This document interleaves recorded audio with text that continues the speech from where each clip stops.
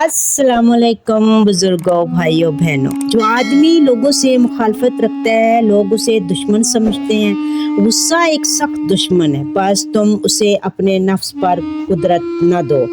मक्कर करना और दिल में खोट रखना ईमान के दुश्मन है। आदमी के नफ्स से बढ़कर कोई ज्यादा इसका दुश्मन नहीं। जो आदमी अपने दुश्मन के पास रहता है, इसका बदन गम से घुल कर लागर हो जाता है। सबसे बड़ा दुश्मन वो आदमी है जो नहायत दूर अंदेश हो और कमाल अखफा के साथ दो और फरेब करे।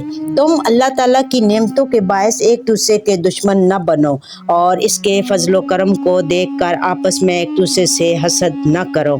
लोग जिन बातों को नहीं जानते इनके दुश्मन हो जाते हैं। हर एक चीज के लिए कमी और नुकसान है, और उम्र का नुकसान दुश्मनों के साथ में है।